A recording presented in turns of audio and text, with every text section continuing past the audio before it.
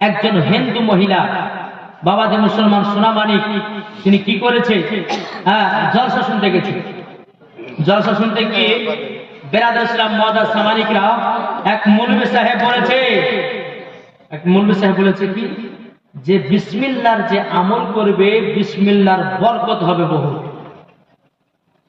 এই হিন্দু মহিলাটা বাবাজি বাড়িতে গেছে, মাথা আঁচড়াতে বিসমিল্লাহ বলে, ঝাড় দিতে বিসমিল্লাহ বলে, ভাত খাইতে বিসমিল্লাহ বলে, যেই কাজ করুক না কেন বিসমিল্লাহ। তার আব্বা বলছে বেটি, হ্যাঁ বেটি কি ব্যাপার মুসলমানদের বিসমিল্লাহ আমল কেন করতেছো? বেটি গো, যদি ব্রাহ্মণ ঠাকুরেরা যদি জানতে পারে তাইলে পরে তোমাকে আর আশ্রয় দেবে না, তোমাকেও বাড়ি থেকে বের করবে, আমাদেরকেও বাড়ি থেকে বের করবে। কেন তুমি মুসলমানদের বিসমিল্লাহ আমল করতেছো? বেরাদার ইসলাম মুআজ্জাজ সামানিকরা বাপ মায় বোঝাতেছে বেটি তুমি তাড়াতাড়ি করে ছেড়ে দাও, তুমি আর পড়িও না, তুমি বেদ পড়ো, তুলকি কোরআন পড়ো, রামায়ণ পড়ো। হ্যাঁ বেটি তুমি মুসলমানদের বিসমিল্লাহ আমল করো না, বাবাজি বেটি কোনো মতে শুনবে না। বেরাদার ইসলাম মুআজ্জাজ সামানিকরা তিনার বাবা বলতেছে বলা বেটি গো, তুমি যদি মুসলমানদের বিসমিল্লাহর আমল যদি না ছাড়ো তাইলে পরে তোমাদের কেউ বের করবে, আমাদের গ্রাম থেকে দানসারা করে দেবে। হ্যাঁ বেটি তুমি ছাড়বে কিনা বলো? তিনার বেটি বলছে আব্বা গো, আমি তো বিসমিল্লাহর আমল ছাড়বো না, আমি আমল করতে লেগেছি। ও আব্বা জান, আমার জীবন দিতে রাজি গো আব্বা, কিন্তু আমি বিসমিল্লাহর আমল করা ছাড়তে রাজি নই। বেরাদার ইসলাম মুআজ্জাজ সামানিকেরা, হে সোনা মানিকেরা, যখন বাবাজি কথা বলার পরে বাপ মায়ে বাবা যুক্তি করতেছে বিধিগত কোনো মতে বিসমিল্লাহর আমলটা ছুড়াতে পারলাম না, তাইলে কি করা যায়? বাপ মায়ে যুক্তি করে বলে এক কাজ করো, বিটিকে দুনিয়া থেকে বিদায় করে দাও, আর বিটিকে যদি দুনিয়া থেকে বিদায় না করো তোমাকেও যেতে হবে, আমাকেও যেতে হবে। বেরাদার ইসলাম মুআজ্জাজ সামানিকরা বাপ বিটিকে বাবাজি চিন্তা করছে যে বিটিকে কিভাবে মারা যায়। বাপ বিটিতে চিন্তা করছে কিভাবে বিটিকে মারা যায়, কি করে মারা যেতে। এক কাজ করো বলে, আমি এক কাজ করি যে বিটিকে আমি আমার হাতের আংটিটা দিব, এই আংটিটা বিটিকে দিব, দেওয়ার পরে আমি একসময়তে চাইবো যখন দিতে পারবে না অমনি বিটিকে মারতে মারতে দুনিয়া থেকে বিদায় করবো। রাত্রেবেলা স্বামী স্ত্রীর যুক্তি করতেছে। বেরাদার ইসলাম সকাল হলো, বিটিকে বলছে বেটি এই আংটি তোমার কাছে রাখো, তোমার আংটিটা নিল, বিসমিল্লাহির রহমানির রহিম বলে বাবা আবার আংটিটা কোঠাতে রাখলো, জোরে বলেন সুবহানাল্লাহ। কি করেছে? কোঠায় রেখে দিয়েছে। সারাদিন মন চলে গেল। রাত্রেবেলাতে বাবাজি উঠেছে স্ত্রী আর স্বামী, উঠার পরে আংটিটাকে নিয়ে বাবাজি গঙ্গাতে ফেলে দিয়েছে। যখন চাইবে দিতে পারবে না অমনি বাবাজি মারতে মারতে দুনিয়া থেকে বিদায় করবে। বেরাদার ইসলাম মুআজ্জাজ সামানিকরা যখন বাবাজি কথা বলার পরে বেরাদার রাত্রিবেলাতে উঠে কোঠা থেকে বাবা আংটিটাকে নিয়ে গঙ্গাতে যেমনই আপনার ফেলে দিয়েছে। সকাল যখন হলো, সকাল বেলাতে বাবাজি বলতেছে বেটি বেটি কি ভালো মন্দ খাবা বলো না। এদিকে বাপ এদিকে তিনার মা, তারা যুক্তি করেছে বিটি কথা দুনিয়া থেকে বিদায় করব, ওকে একটু ভালো মন্দ খাইয়া দেয়া বিদায় করব।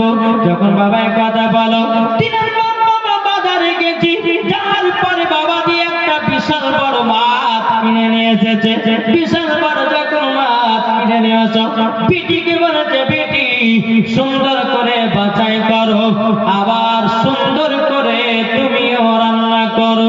বাবা দিয়ে তিনার বেটি যখন মাছটাকে বিসমিল্লাহ বলে কেটেছে, আল্লাহর কি কুদরত, মাছের ভিতরে আংটি পাওয়া যায়।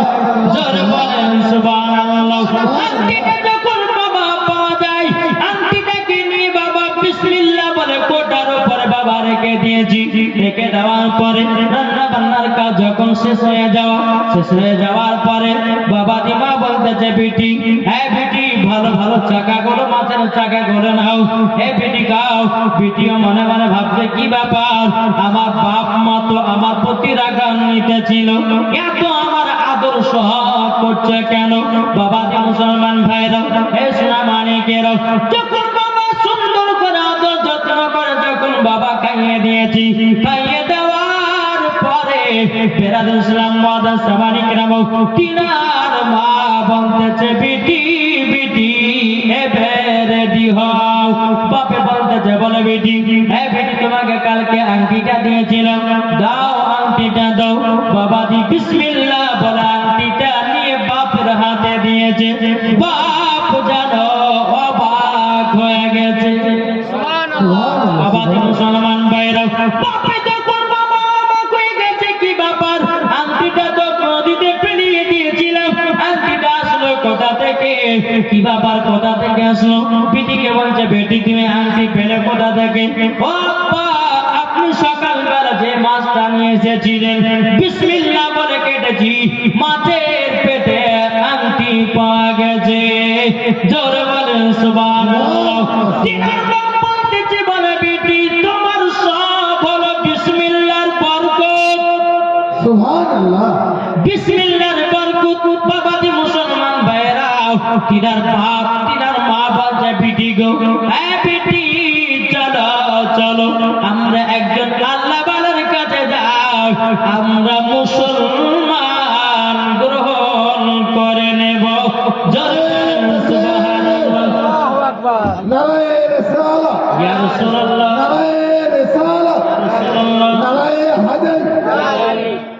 এই বাবাজি মুসলমান ভাইরা, তাহলে বোঝা গেল ও মা জননী, একজন হিন্দু মহিলা যদি কোরআনের আমল করে যদি মুসলমানের ঈমান যদি পাকা করতে পারে, গো মা তুমি তো মুসলমানের ঘরে জন্ম নিয়েছো। ও মা জননী, মা জননী তুমি যদি কোরআন আমল করতে পারো তাহলে বলো মরার পর জান্নাতি না জাহান্নামী? এটা জোরে বলেন না। জান্নাতি। ও মা জননী, এখনকার মাদেরকে দেখা যায় বাবা কোরআন জীবনে তেলাওয়াত করে না, হয়তো বাবা বছরে একটা মাস কোরআন খোলে, ঠিক না? ওই রমজান মাস। আর কিছু কিছু মহিলারা রমজান মাস আসলে পুরো কোরআনটাও খুলে রাখে। কিন্তু মা জননী বাড়িতে যদি বরকত বাড়াতে চান গো মা, ফজরের নামাজের পর সূরা ইয়াসিন তেলাওয়াত করেন, সূরা মুলক তেলাওয়াত করেন, ইশার নামাজের পর সূরা ওয়াকিয়া তেলাওয়াত করেন। আল্লাহ পাক আল্লাহ তাআলা বলতেছে তার বাড়িতে অভাব হবে না। জোরে বলেন সুবহানাল্লাহ। আল্লাহ পাক আল্লাহ তাআলা বলছে গো আমার বান্দা বান্দিরা, আমার পবিত্র কোরআনে এমন কোন দুনিয়াতে জিনিস নাই যে কোরআনের ভিতরে নাই। কোরআনে সব পাওয়া যাবে, কিন্তু একটা জিনিস পাওয়া যাবে না। কোরআনে সব পাওয়া যাবে কিন্তু একটা জিনিস নাই। শুনতে রাজি আছে? আছে। শুনবেন? হ্যাঁ। ভালো বসে যে হ্যাঁ, মানে হ্যাঁ করে হাত তুলতে গেলে করে টাকা লাগবে, ঠিক না? আগুতে বাজে পকেটে হাত ধরে লুটপাট করে আর গরম করে রেখেছে ঠান্ডার সময় তো বাবা যে অসুবিধা কিছু নাই। হ্যাঁ, আল্লাহ পাক আল্লাহ তাআলা যেন আপনাদের সকলকে শোনার তৌফিক দান করুক এবং আমল করার জন্য তৌফিক দান করে। যারা বলেন আল্লাহুম্মা। বাবা যে কোরআনের ভিতরে সব আছে বাবা, কিন্তু একটা জিনিস নাই, সেটা হলো বাবা মিথ্যা নাই। হ্যাঁ, ঠিক না? কোরআনে সব আছে, কোরআনে মিথ্যা নাই। কি গো? জালিকাল কিতাবু লা রাইবা ফীহি, ওই কিতাবের মধ্যে কোনো সন্দেহ নাই, কোনো শাক নাই, কোনো ভুল নাই, কোনো ত্রুটি নাই। জোরে বলুন না সুবহানাল্লাহ।